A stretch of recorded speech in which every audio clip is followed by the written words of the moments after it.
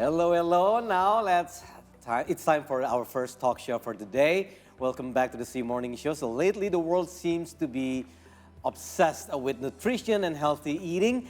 Many people seek for the right guidance to help them achieve a healthier lifestyle, but do not know where to start. Yeah, because I mean, when we talk about healthy eating, we talk about nutrition, right? And this is the first time ever, actually, Tommy, that I've heard what is called holistic nutrition. So what is exactly holistic nutrition? That is why today we are going to discuss it with our guest today, right? Yes, we discuss holistic nutrition, how to optimize our health. That's so with our guest today, holistic health coach, and she's here with us, Thaliah Putri. Good morning, Thaliah. Hi, morning. Good morning. Thank you so much for being here. So Thaliah, we have food here. Yeah. You know, I thought it was bacham. It's brownies. So bad. Okay, I'm sorry. No, I was like, tofu, tempeh. Oh, no, that's brownies. Okay. That is so funny. Bacham is actually this style of cooking where we put sweet soy sauce, right? Yes. We submerge sweet soy sauce to the tempeh or tofu. But anyway, holistic nutrition. We have Thaliah here. Thaliah, tell us, what is holistic nutrition? Okay, so basically holistic nutrition is an approach where it's beyond the food we eat. Beyond the food we eat. So what includes in that? Our body itself, it's not just our physical body, right? We have our spiritual and also our emotional self. Yes. So when we think of nutrition, we need to think of how it nourishes not just our physical body, but also our mental and spiritual body itself. That's interesting. That's basically what holistic nutrition is. But, you know, how did you start your journey actually to become a coach for this? Yeah, so I think internally, back in 2012, 2013, I was also diagnosed myself with severe GERD and autoimmune disease. Oh, wow. So yeah, I think I was just overly focused on external things like my career or like my school and job and things like that. And I wasn't really aware of what I was putting inside my body. Yes. And it got caught up to me. I got sick. And I just started to think, I was just sick of eating medicine. And I wanted food to be my medicine. I wanted my lifestyle to be my medicine, right? So that's how I started. So it became my passion, it became my purpose. And as I looked inwards, I started to know my purpose in life, and which is, teaching other people. And that was internally. But externally, I keep on asking myself, how do I serve other people? How do I help other people? And basically now we see that wellness is a huge industry, right? Massive. It's such a trend, everywhere. Hopefully it's not only a trend, right? Yeah, hopefully it's actually a lifestyle. It's a good thing. Like I love how the weekends we're not just seeing people, going out, but it's just like. Mind badminton or So I love that trend. I love how everyone's just like, what do you work out now? Do you tennis? You do yoga? You do badminton? Yeah. You do Pilates? Yeah. So I love that for everyone, but also sometimes it can get so confusing. There are so many information on the internet, and sometimes people ask, where do I start? Because there's always contradicting informations everywhere. So, so my mission here is not really to dictate other people on what to eat, what not to eat, what to do and what not to do, but it's more of empowering people to trust their own gut, trust their own body to make informed decisions for themselves. How did you, for example, you becoming, getting qualified as a coach of holistic nutrition was very personal to you. It's basically your way of healing yourself, and when you have successfully done that, you want to share the same experience or give the same experience or help others get the same experience that you had experienced, right? So when you started learning, what sort of things did you do to yourself to finally control the autoimmune disorder, control the GERD, right? What did you do? So I think first, doctors apparently, So I started taking medicines. That was the appropriate one. But also, my doctors kept on telling me, you have to manage your stress. Manage the stress. How do you do that? As a college student, kayak tanya. Thesis, doctor. How do you do that, And so I think What worked well for me was also talking to other people, seeking therapy. That was such a Therapy also. profound experience for me. Interesting, okay. I think one of my coaches do, almarhum Reza Gunawan, was such a huge impact on my life. Yeah. He's beautiful. human Beautiful being. soul. Yeah. Yes. So he taught me that, you know, self-awareness can be such a huge tool. And when I started to look inwards about myself, like what was I missing? What was happening to me? Why am I like this? That's when, you know, the shift happens. Wow, Yeah. so you went into the root of the problems Yeah, first. definitely. So that's the psychological part. Yeah. And did you also modify the way you eat? Because a lot of the times when humans are stressed, they're either stress eater or they're Yep. stress non-eater, right? So Yeah. we have to change this. Not eating is not good, eating too much is not good. So how did you eat? Yeah, I was a non-eater. Oh, Hello, girlfriend. okay. I can relate on that. Because I eat a lot when I stress. Yeah, so everyone has different coping mechanisms, and how food is so much like a symptom. Like our eating behavior is a symptom of something so much bigger than just, you know, calories and, you know, nutrition information. Yes. Yeah, so I think when I was more aware of myself, I knew what the problem was, and that was 50% of the transformation for me.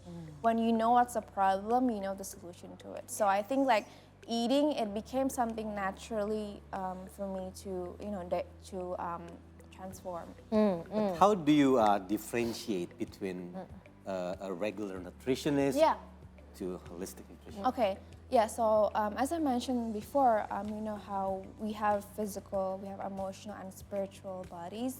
It's all interconnected, right? Yes.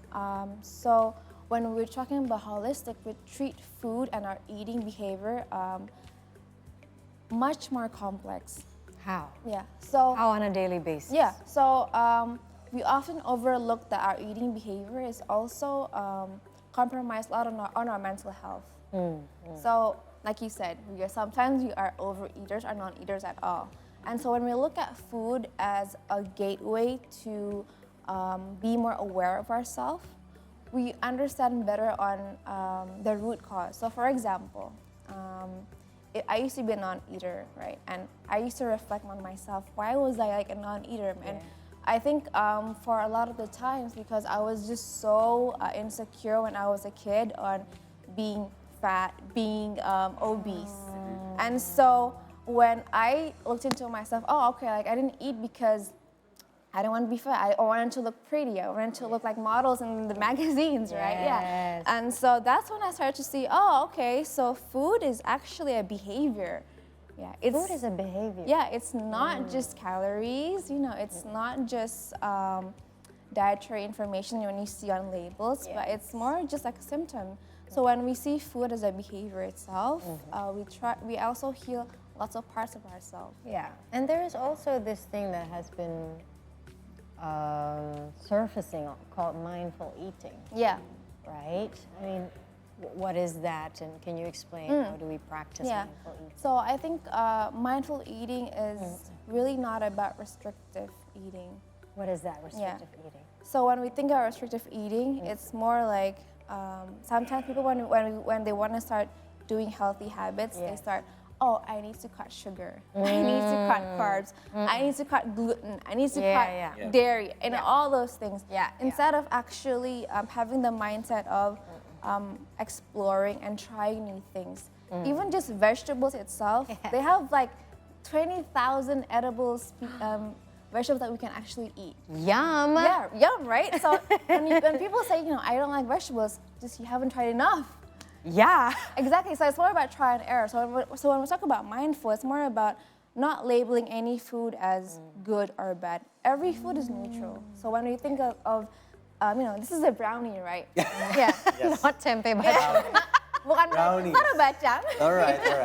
Okay. Yeah, so when we think of you know, this salad and this brownie as this is not bad, this is not healthy, this is just neutral. And a salad is also good and also bad. Yeah. When we see that as a neutral, we tend to not overeat on anything.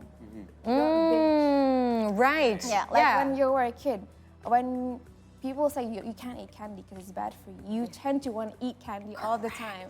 Okay. Like, don't think of a bear, and all the thing Exactly. you think about is a bear in your head. Yeah. So I think being mindful starts with non-restrictive, and also thinking food as neutral, and having just a balanced meal overall. Yeah. Okay. Yeah. So like- when we're eating, we're just sitting with ourselves and enjoying everything that we're eating. So Yeah. non-restrictive and then mindful. So what are other key principles of holistic nutrition?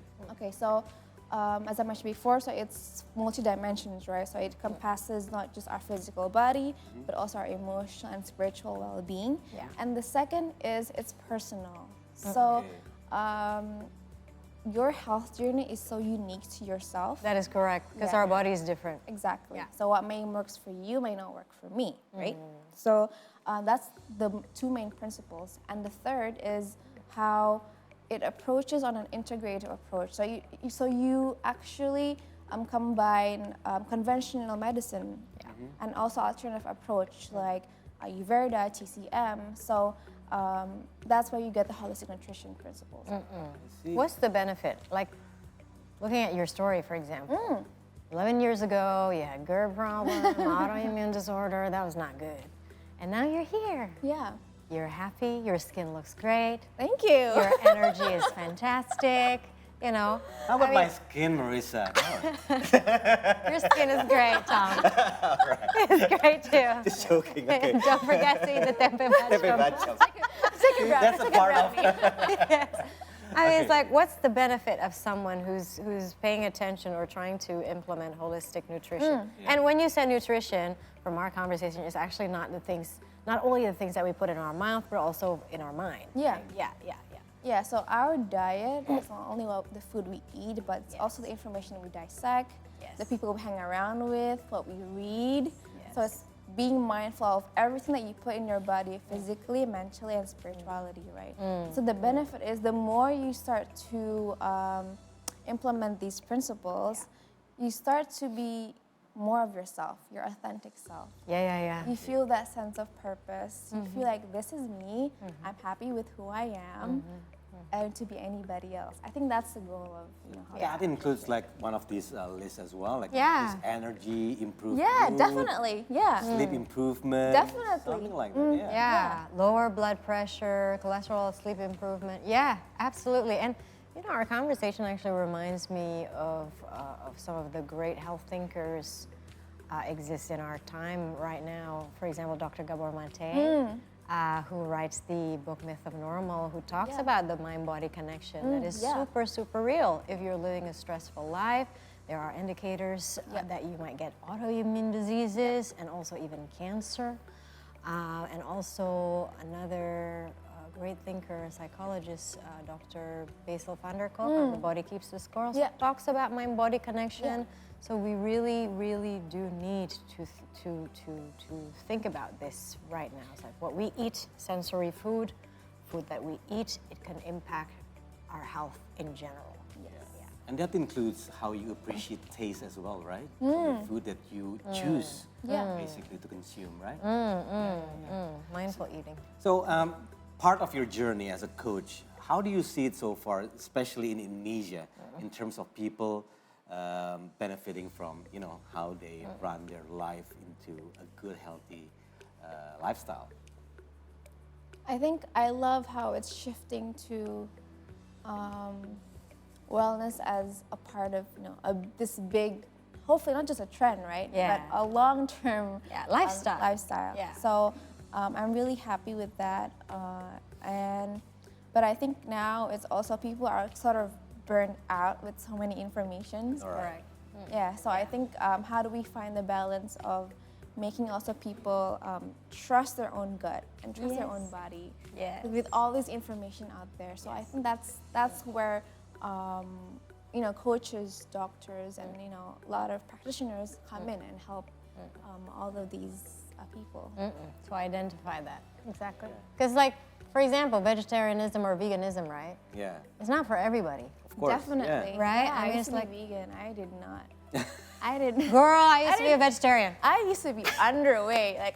When I saw myself, You and me, both. We became underweight, which was not good. Is that healthy? I don't think so. But did you try? I did. Yeah, I you lost did. weight.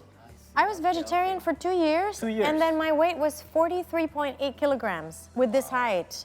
And then I Wow. thought, right? Wow, yeah. That's not It's good. unhealthy. Yeah. It's unhealthy. I saw myself, I was like, ooh, this is not good. I think I'm just gonna be a flexitarian, lots of veggies, lots of fruits, with the occasional meat here and there, just like the Indonesian diet, actually. Yeah, like- Our original diet is actually vegetarian, true. mostly, Yeah. with a little bit of lauk or meat, usually. Yeah. A little bit of fish or chicken Yeah. or beef, but a little bit.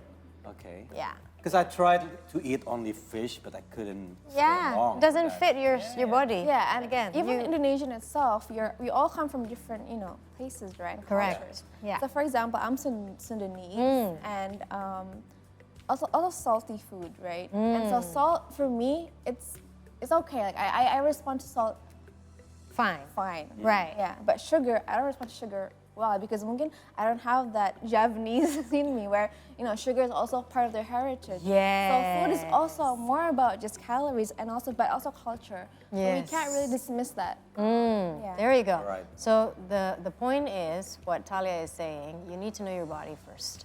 Definitely. Because if you don't know your body and you're having too much information, oh, you should be vegan, vegetarian, or pescatarian, or eat like keto and all that, right? It's like there's so many options that yes, of course you can try, but at the end of the day, maybe you should just shut out all the information for a moment and just feel what your body is feeling. Agree with you. Definitely. So, last questions. How do we improve our relationship with food? I love that question. Love. I think first, always start with self-awareness. So reflect on yourself. Be honest with yourself. How Be is honest my- with ourselves, like chow, chow, chow. And talk to them. Oh, brownies. Oh no, bacem. Yeah. So talk to ourselves.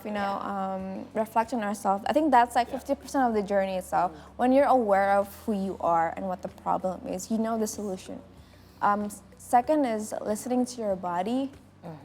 Before. How do you listen to your body, by the way? Okay, so I think everybody has different methods, but for me, it's always just sitting down, picturing myself, and just ask, what do you need? How do you feel? That's the most simple. That's the most simple thing. Yeah. Steak. Once a month. Yeah. What do you want? Medium rare. Bro, yo. Medium rare team. Yeah. And I think third is straying away from perfectionism. All right. For a lot of the Agree with you. times, people think that when we want to be healthy, we need to cut everything. We need to, there's this checking things, yeah?